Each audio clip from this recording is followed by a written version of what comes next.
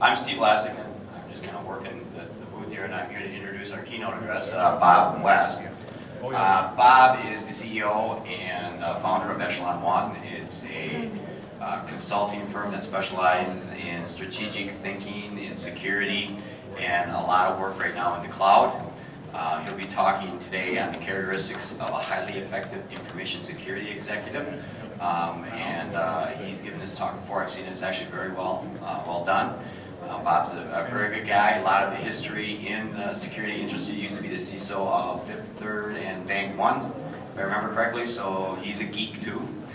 And so without further ado, Bob will be talking, and then right after that, we're going to cut his. He's going to shorten his address so we can jump into a panel discussion on cloud security. So that'll be right after that, his talk here too.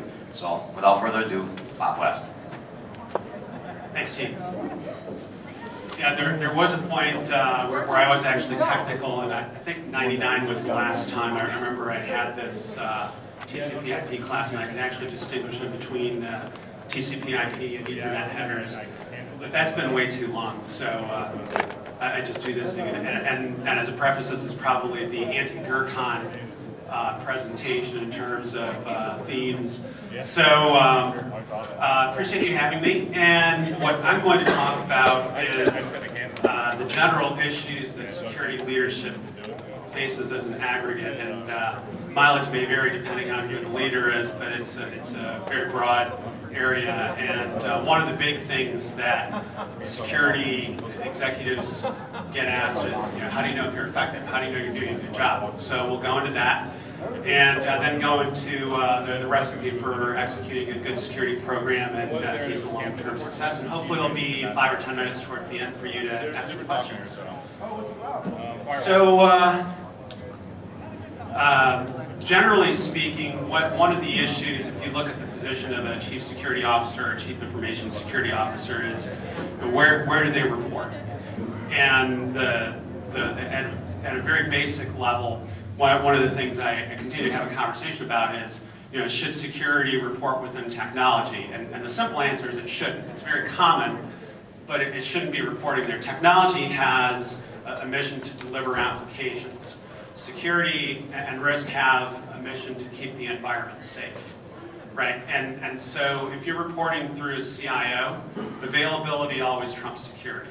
And I've been through that exercise a million times. But at the end of the day, if it's a choice in between keeping an environment secure and having it available, availability always trumps that. So in an ideal world, security reports outside of technology. And depending on how mature the organization is, it could report through the chief risk officer, it could report directly to the CEO, through general counsel. The big thing is having it report outside of technology. So one of the analogies I like to give is, in quality control does not report to manufacturing, right? I mean, otherwise you tend to have some basic issues and conflicts of interest, and security is the same way. So one of the other dynamics is, security is the group that says no, right? I mean, they're the business prevention unit. And so what happens is, when you have initiatives that are going down the pike, security either gets skirted or they get involved at the last minute. And as a consequence, most organizations think security is expensive, which makes a lot of sense because you're being integrated, if you're being integrated at the back end. So again, going back to the quality analogy, when a car rolls off the assembly line, you don't say, let's add quality now, right? And it's a function of the manufacturing process. And if you try and put quality in afterwards, it just simply doesn't work. And if you don't have the right level of quality, then you start having defects. And if the defects are severe enough, then you start having recalls. So security functions pretty much the same way. You can't do it adding it on, bolting it on at the end. It has to be a systemic part of the business process. And if you don't have it built in up front, it does become expensive. So you think of application development. You have all these people across organizations that are coding, and most of them have not learned how to code securely. You think of when you learn at the university level, it's very rare that people get taught how to code securely. And so what happens is they get out into their organizations, start writing code, don't have the right security hygiene, and now you've got this bowl of spaghetti. And in large organizations, so for example, in my former stomping grounds, we had hundreds, if not thousands, of applications. And you've got this whole mess that's out there that basically says, I can leverage even basic things like buffer overflows or SQL injection attacks. I mean, there's all these things that are really basic things that should be taken care of, but they're not. So the other piece is communicating clearly. One of the things I hear a lot, and this goes beyond security, it goes to technology people in general, is that the executive team and board should learn security and technologies language. And that is just 180 degrees from where it should be, right? Because if you don't help a CEO or a general counsel, anyone on the executive team or on the board understand in terms that they relate to why security is important, why it should be part of the equation, they're not going to get it. And if they don't get it, you're not going to get the right level of budget or resources to fulfill the security mission. So part of security leadership and security professionals in general, I mean, their function is basically translation. Translation into, so I'm having a conversation with a CFO as an example. What does it mean to me from a top and bottom line perspective? If I'm talking to a CEO, how does this help me fulfill my strategic mission? How does it help me create strategic advantage? And there are lots of ways to do that. So as an example, there are a lot of organizations that are adopting the cloud right now. And the panel will be talking about this a little bit later. But at the end of the day, there is a substantial business value of adopting the cloud. I mean, you're literally talking orders of magnitude difference in terms of the cost of running a cloud application versus a conventional CRM or human resources or financial application. So that's something that a CFO can understand. And that's how you need to be having the conversation. And likewise, from a general counsel's perspective, what's the legal risk I'm facing? How does security help reduce my legal risk? And that's the conversation that needs to be had. There's also the issue in terms of black magic. So there's a lot of security people that keep their secrets under the kimono, right? In terms of, I think a lot of people look at it from a job protection perspective. But at the end of the day, there needs to be a very high level of transparency within the organization. And here's why we exist. Here's how we partner with you as a business. And one of the things that I see is what I like to call the CSO dysfunction. So a lot of security leaders are one security breach away from losing their job, right? And that's, I would say, is north of 80% of security leaders are in that situation. At the same time, let's say you have a strong security leader. You have a security breach, the person gets fired. I mean, you've just increased your risk posture as an organization. But the more important thing to understand is that you can't prevent security breaches, right? And think of the general counsel, and I'll get into that a little bit more, but think of the general counsel in their position. You can't prevent lawsuits from happening, right? I mean, it's just an impossibility. But what you can do is you can bring together a strong legal framework so when lawsuits happen, you reduce the legal risk, litigation, settlement costs, etc. And that's the model that security should be following. So I'll get into that a little bit more later.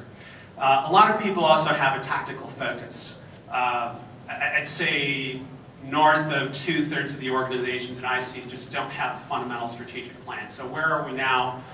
What does Nirvana look like? How do I get there? What am I going to do in 2012, 2013, 2014? What's the logical approach I need to take in terms of executing my security program?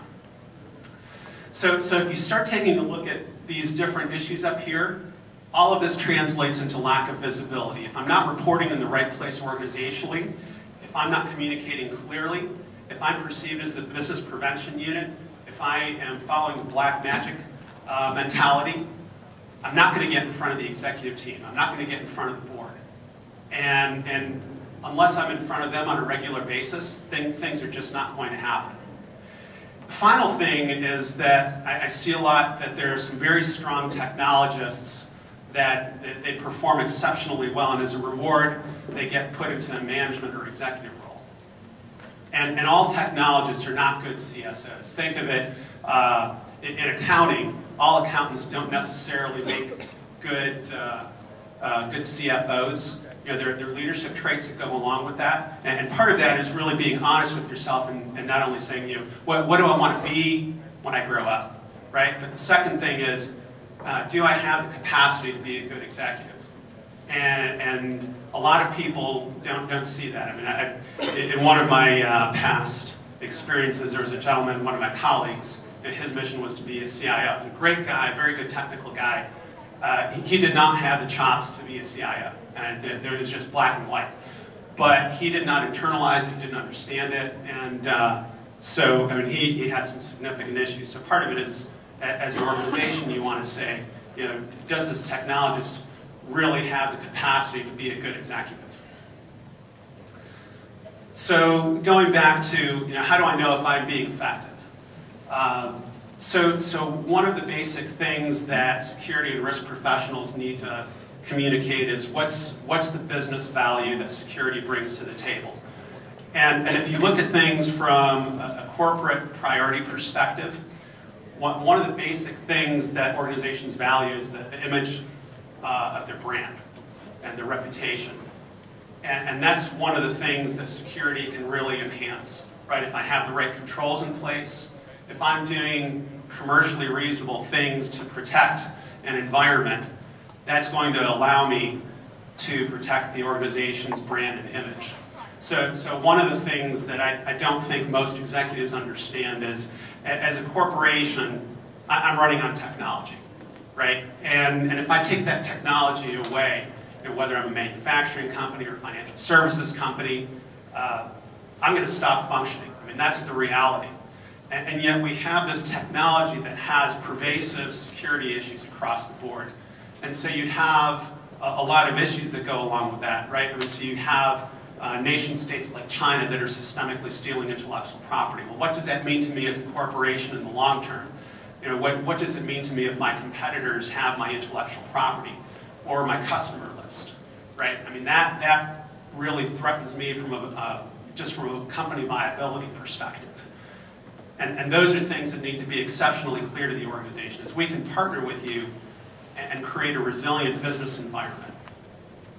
So I was talking about strategic planning before. If strategic plans are done correctly, they're aligned with both business and technology strategies. So when I put together my strategic plans, or we've helped our clients put together their strategic plans, the first thing we understand is, you know, what are the strategic plans for the business?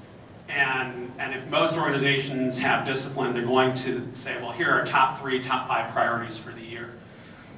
So then the technology organization gets in, okay, well, here's how we can help you partner and deliver these business initiatives. And if the stars align, security is in the mix of that conversation and says, well, here's how we can help deliver secure business solutions. So when I've done my strategic plans, I always bring different people into the mix. I'll typically have someone from human resources, from legal, someone from the business, either the CIO or a direct report to the CIO. And that really allows you to have the right people in the room and establish a dialogue and get to the right level in terms of aligning security with business and technology strategy. So I was talking about the general counsel model earlier. A general counsel fundamentally is there to coach the business in terms of legal risk. So I'm pursuing a particular initiative. You know, here's the legal risk that exists. And it's the business's choice to accept whether they're going to follow the general counsel's advice or not. But at the end of the day, the general counsel doesn't accept the risk, it's the business. And I was talking about the CSO dysfunction with the CSO having the target on their back. The CSO should really function in that way. Security executives should be coaching the business. So we have a particular business initiative, or we're refreshing technology. Well, here's the right way to do it. And there's some things from a policy perspective that you absolutely have to do. But then there are things that are variable. And at the end of the day, businesses exist to make money. I mean, you know, that's you know, unless you're a not-for-profit, right? But for-profit businesses are there to make money. And to make money, you've got to take risks. But they have to be calculated. And that's what is typically missing in the translation, and the counsel is not being given. So the security leaders should be giving the business counsel in terms of, here's a security risk that exists. And if I were in your shoes, this is what I would do. But it's the business that needs to accept the risk, right? And that's the correct model that should be followed. And again, You know, like lawsuits, you can't prevent lawsuits from happening. You can't prevent security breaches from happening. And I think a really good example of that, Siobhan Gorman from the Wall Street Journal wrote an article about a year and a half ago. The crux of it was there are about 2,500 companies globally that the Chinese can tap into. And it's a really interesting conversation as you're going into the cloud, that people say, well, you know, I don't want to adopt the cloud because it's probably not as secure as my environment. Well, there's basically a lack of security in most environments to begin with, right? So am I actually increasing my security posture if I go to the cloud, or am I reducing it, or is it neutral? And that's an interesting conversation to have. So if you look at most parts of an organization, there are very clear metrics in terms of how different departments in an organization are measured. So you think of a CFO. You know, are we making money? Do we have our expenses under control? Do we have enough focus on marketing so we can make more money? There's an exceptional amount of clarity in terms of how they're measured. Security generally is not the same way. And yet, going back to, you know, how does the top of the house perceive me as a partner? You know, how do I get measured?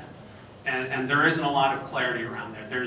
And metrics, there's multiple sets of metrics that you can use. So, I mean, the board and the executive team have a different set of metrics than the CIO or a CTO. And the board and the executive team want to understand, you know, do I have the right number of resources? Do I have the right budget? What are my priorities? Am I doing the right things to minimize risk to the organization? Because I don't want to end up in the left-hand column of the Wall Street Journal or on CNN, or pick your favorite media outlet, right? That's just not good for the business. So mature organizations have pretty clear metrics in terms of, you know, whether they're doing their job well. And again, going back to, you know, there's a very strong theme here in terms of clear business communication. It needs to be communicated very clearly in terms that the executive team can understand. And I'm actually going through a process right now with a global company, I would think that as large an organization as they are, that there would be clarity because they've got visibility to the board and to the executive team, but the message isn't really clear. So a year from now, 2 years from now, it's going to be very difficult for them, if they follow their current model, to measure whether they're successful or not. So it needs to be transparent, and it needs to be measured very clearly in terms that the organization across the board can understand. One of the final things is that security needs to have a comprehensive approach. So you think of ISO 27000 as a model. And I actually think that that's a really good model to follow in general because it's something that's internationally accepted, it's comprehensive, and going back to legal risk. You know, sooner or later there's going to be a security breach. And sooner or later there's going to be a lawsuit. And sooner or later I'm going to end up in court. Well, if I can say that I'm following a methodology that's comprehensive, that's internationally accepted, and if I'm doing something that's commercially reasonable, I'm spending enough money, and I have the right number of resources, that's going to reduce my legal risk as a whole. I'm going to reduce the litigation cost. It's going to be as minimally disruptive to the organization. And so then the other piece along that is, do I have a good plan to respond to things when things go bump in the night? Because they will. And do I have the right people engaged within the organization? So one of the big misses that I see is communications people aren't always involved in an incident response process. So going back to the media is going to come and say, okay, so what's going on here with the security breach? Well, if the organization is not prepared to answer that question, you know, perception is reality. I can say the wrong thing as a corporation to the media, and it may not be clear, it may be misperceived. It could not be the reality. It may not be the reality. And so having communications as part of the incident response process needs to be there. And finally, security and risk need to be integrated into the fundamental business process. So you think of who are the stakeholders in an enterprise that have a lot of say in things? Well, you have people such as system administrators. Do I have security built into a standard build? Do I have a standard build in terms of implementing desktops, servers, router infrastructure, etc.? Do I have an application development lifecycle? Is security part of that? I mean, do I have toll gates within the development lifecycle that says, you know, if things aren't done well, then we stop things and fix things. Project managers have a lot of influence. And again, that goes on the wild assumption that you have a project management methodology. But again, baking it into the project management methodology, so you have all the stakeholders nodding as you go from stage to stage, says, yeah, we're good with everything. And if we're not, we need to address things. So again, going back to, again, think of quality again. So to get to nirvana, and this is the recipe that we think you need to follow. So governance is the foundation for everything. If you think of anything that's going to impact an enterprise in a very broad context, you have to have the right conversation going at the right level, and ideally as far up as you can go. So in most security programs that I've been a part of that we've implemented, we've had visibility to the board. And once it's important to the board, it becomes important to the executive team. And you get the right level of resources. You also, again, have to have the right people around the table to have a good conversation. So once you've engaged those people, then you can start setting the rules of the road. You set policy for the organization. And ideally, you get everybody into a room at the right level. Everyone says, yes, these policies make sense for us. And policies are going to vary based on an industry profile. So good policy for a financial services company doesn't necessarily mean it's good policy for a manufacturing company or a pharmaceutical company.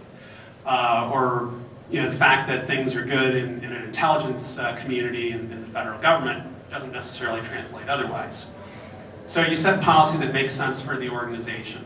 And once you set policy, then you need to let people know what the policy is. So that's where awareness and education come in. In a very broad context, I think there's a significant miss in most organizations because most people have come from a technology background in security.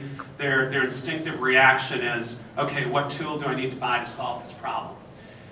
And at the end of the day, what you're trying to achieve is managing human behavior. What does an employee need to do on a day-to-day basis as part of their job to protect information? And it varies based on who they are. So you've got things that a garden variety employee can do. There are things that the executive team needs to do.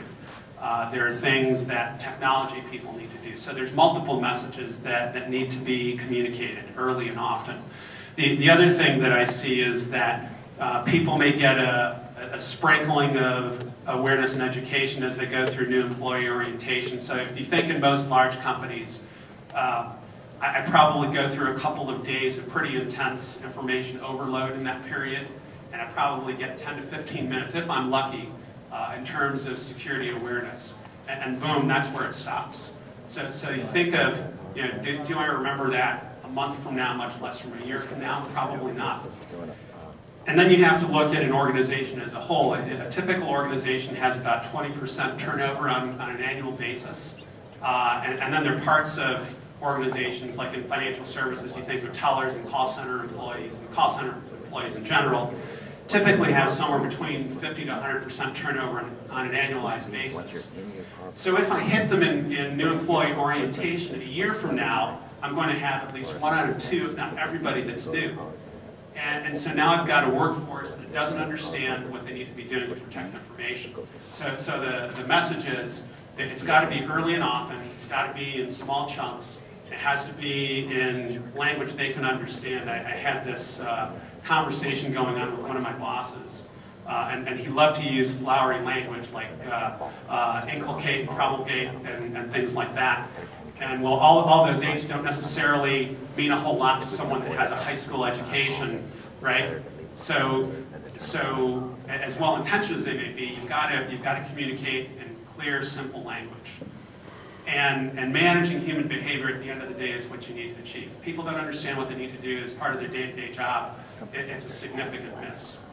So once you have that in place, then you can start saying, okay, I've got policies, standards, awareness, and education. Then I can start taking a look at things architecturally, and I can start making some architectural decisions.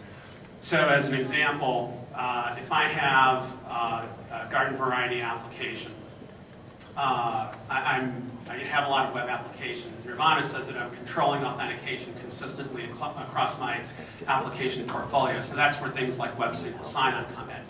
And I can set some standards that says, for any web application that I'm writing, it's going to use our web single sign-on framework. And I can get more specific about that. But those are the types of things that if security architecture is done right, it gets baked into technology architecture. Now that in of itself is a separate discussion. I'm really amazed that there are a lot of organizations that don't understand the value of technology architecture. So the way I like to explain it is, you think of a physical structure, you think of this physical structure. And one of the first things that's done when you build a structure is you engage an architect. And if you skip that step and go and build the structure, then the probability of that structure having the right level of integrity goes way down. And I probably wouldn't want to come into this building, right, if that stuff was missed. I probably wouldn't know it. On the other hand, I might just by physical clues. And yet you think of technology infrastructure, and it's probably more complex than a physical structure. And unless I have the good, solid architecture, whether it's network architecture, application architecture, pick the different facets that you have, if I don't have consistency and I don't have clear delineation, it makes it close to impossible for me to protect the environment, provide availability to the organization. And so fundamentally, there's got to be a good technology architecture. Otherwise, it makes security really hard. And then security gets baked into technology architecture. So once you get past that, then you can do technology selection. You pick your favorite firewalls, IPSs, and then I implement it. And I need to make sure that I have the right resilience built into it, because things happen. You know, hurricanes happen. Earthquakes on the East Coast happen. They don't happen very often. But you think of nuclear plants being shut down in Virginia because of that, right? And that was pretty light. Interestingly, I think it was back in '08, and it was during Hurricane Ike, I think it was. Everyone was preparing to take care of New Orleans and Texas. And in Ohio, where I live, we sent a lot of personnel from the power companies down to Texas and Louisiana, so when the hurricanes came in, they'd have enough resources to help get things back up and running. But the problem was the winds from the hurricanes came through the Midwest at 60, 70, 80 miles per hour, and there was a point where there were, I want to say it was close to 2 million people had no power in Ohio, in some cases up to about a week. And there were a couple of Fortune 500 companies that I know of in Ohio that had no business continuity or disaster recovery plan. So people were driving into the parking lot, there was no power in the building. You know, so how do I do things?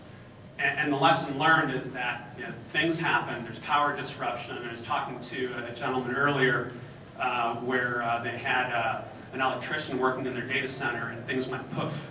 So how do I respond to that? You know, how do I make sure that not only I have availability for the corporation, but I continue to keep a secure environment?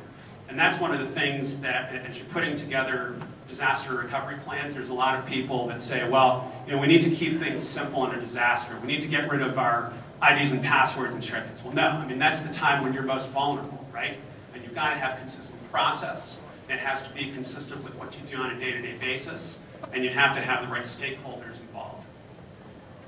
So then you're talking about vulnerability management in a broad context. You need to have the right antivirus in place. You need to have firewalls, IPS. You need to have the right process in place so when things go bump in the night, that you can control them.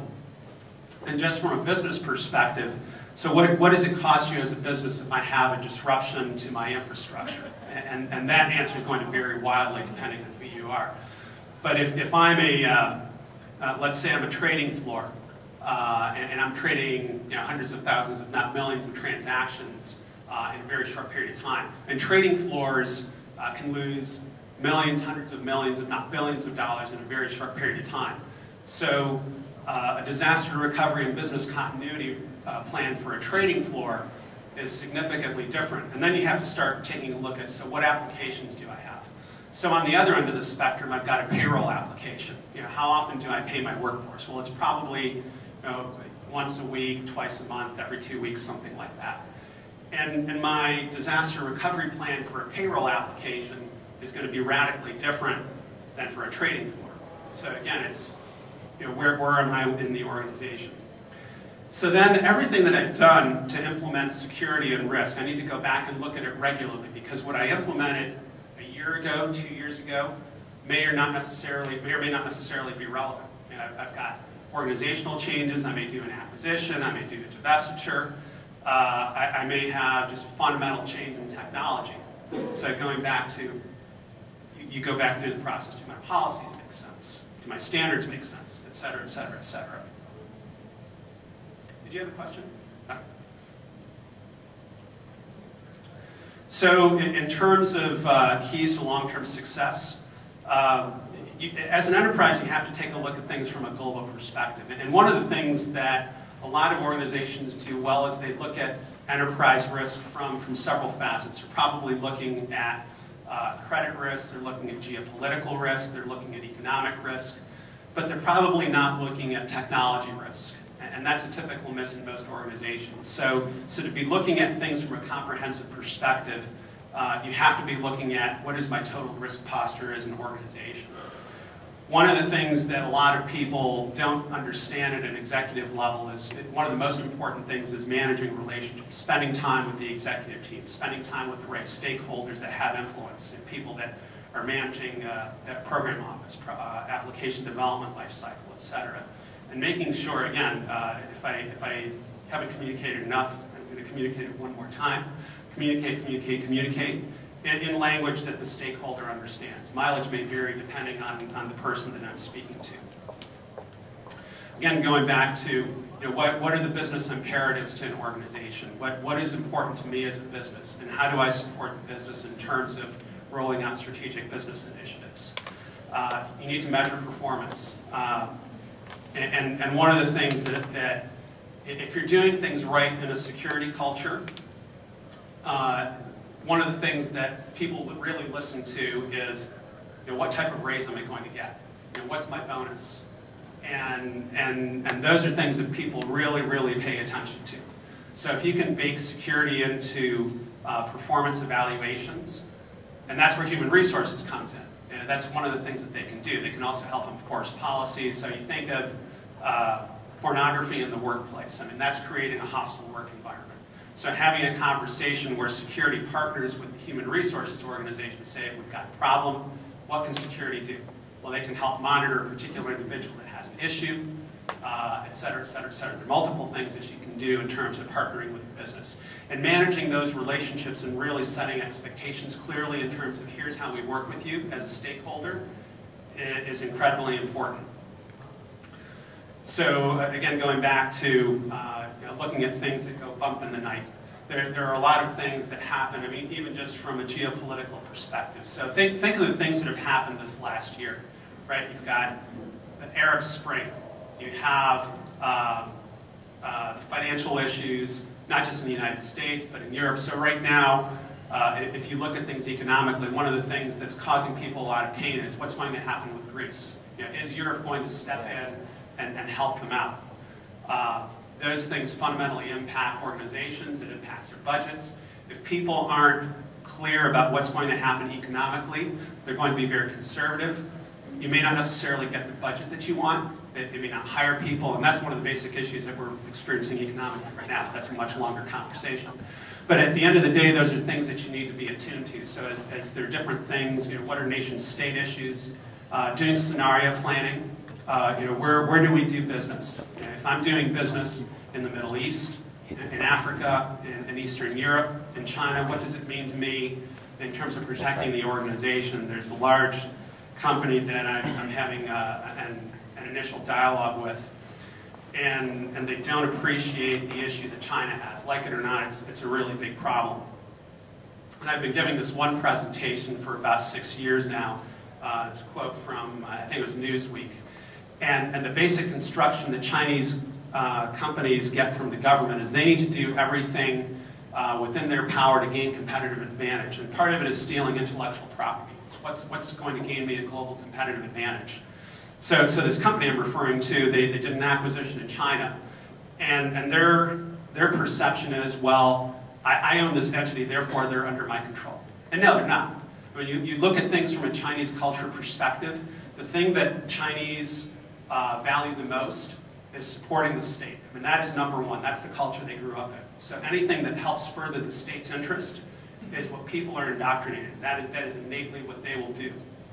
And from a cultural perspective, that doesn't make sense to a lot of us, but that's the reality in terms of doing business globally and doing business in China. And even if you're not doing business in China, going back to what I said earlier, there's 2,500 companies globally that the Chinese can tap into. So what does that mean to me as an organization? What do I need to do? Do I have tools to allow me to look at advanced persistent threats, which is one of the big things that most organizations just simply don't see. So reviewing plans on a regular basis. Again, I said that earlier, and modifying them as necessary. Again, do I do an acquisition? Does the organization change? That's what you need to do. And at the end of the day, the real simple thing is you've got to have the right combination of people, process, and tools. There's an old friend of mine, an ex-Gartner analyst, Bill Malik. He came up with a scenario in terms of getting a very simple understanding of an organization's security culture. And the scenario is you have an employee and they see something unusual. And you can ask 3 questions. First of all, do they understand it's unusual? Do they know how to report it? And would they choose to report it? And if you can answer yes to those 3 questions, then you've got a pretty good security culture. If you answer no to any one of those, there's some work to do. So that's my presentation. If you have any questions, I'd be happy to answer them right now. Yes? So Bob, you talk about the partnership between security and the rest of the executive team. Yep. And I believe that as well, that they need to be partners. But what I see, to me, a true partnership is shared risk. Is that fair to say? Yeah, and the question is, partnership is sharing risk, absolutely. So we're going to share risk, so that the things we agree on, the outcome is either beneficial to all of us or detrimental to all of us. So one for all.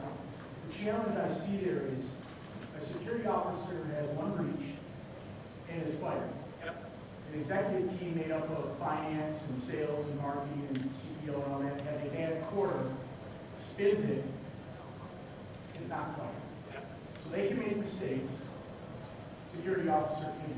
So what are you recommending from a metric standpoint to really tighten up that relationship so that, because if I'm a security officer, Yeah. what I'm going to do then is, because I need to survive, right? We're all, Yeah. Right there, CSO dysfunction, and that's what he's talking about. because what I'll do then, and what I see in my business then, and I sell technology and I promote technology and I want to move my clients up that food chain. Yeah. They're resistant because they take on more risk, which in their case they pay more. What are you recommending then they can do? What type of match? What can they do that they can say, okay, I can survive bad news as well. Give me a chance to make a mistake, but fire me off. Because what they do is they say, I'll do nothing. I'll put a fortress around it. And then what they end up doing is they stick their feet in the ground. They just dig in and say at the next meeting, they go, we want to advance these markets, we want to do this, we want to acquire here, we want to become global. Right. Hey, as a security officer, I think, that's risky for me. Because all of you want that because we can bigger bonuses. I only have to, yes, I may get a bonus, but if I fail once, I'm out. And then I can set my predecessor up. So what are your thoughts on that? Yeah. What they should talk about? Yeah, absolutely. So the question is, what can a CSO or a security executive do to prevent the CSO dysfunction? And part of it is setting expectations realistically up front. Again, going back to, you can't prevent lawsuits from happening, you can't prevent security breaches. And that's just not reality. So that's step number 1. The second step is, I think there's a lot of security people that see security and risk as binary. There's risk or there isn't, right? And that's, again, that's not reality, right? Businesses are going to take risks to make money. And the question becomes, do I have the right dialogue with the executive team to say, I'm pursuing a particular business initiative? What are the security risks? What should I be doing? What's commercially reasonable to protect the organization? The business needs to make the decision if I'm doing an acquisition, right? I mean, that's not the security person's job. The security person can point out and say, look, these guys are crazy. They're not doing the right things to protect the organization. It's going to cost us a lot of money to bring them up to snuff, to our standards. But that's something that the business is going to make the decision on. It's like, it's worth it to me from a financial perspective to make that acquisition. And maybe it costs me $10, $20 million to invest in security. But let's say I can add a couple $100 million to the bottom line through this acquisition. From a financial perspective, that makes a lot of sense. right? So, but it's the business that's going to make the decision to accept that risk. It's not the security executive that's going to make that decision. And the other piece to it, if you're talking about acquisitions, is that security needs to be baked into the acquisition process. And again, there's a lot of organizations that don't have an acquisition playbook. So step number one, if you don't have one, you need one. And when you have one, security needs to be part of that. And there's just a lot of business value. And again, going back to enabling the business, what happens if I have the right identity management infrastructure? Can I import information from the target's human resources database into mine? And if I use that as an authoritative source for my employees, and there may be multiple ones, but I can get them integrated into my infrastructure much more quickly. What happens if I have a consistent directory infrastructure? Right? I can help facilitate the acquisition and lower the costs. So we had there were some businesses that we acquired at my last stomping grounds. It took close to 18 months to integrate into the business. And when you're talking about a multi-billion-dollar company, I mean, you're talking literally hundreds of millions of dollars that were spent for the acquisition and integration process. Shortening that process to 3 months, to 2 months, is a huge cost savings. Not only in terms of integration cost, but the ability to function as one business. So there's huge business value there. So hopefully somewhere in there I answered your question. Great. Any other questions? I've got a mic here. Going once? Going I got a twice? mic if anybody wants it. Yes? No? Maybe? Okay. Are you Thank waiting? you. Okay. Thanks, Bob. Thanks.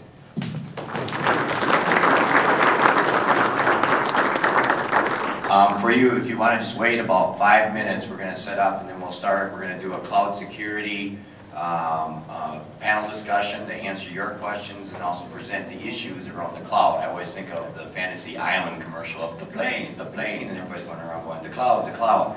So this session is really to be able to get our experts up here. Bob West will be one of them, to talk about the cloud.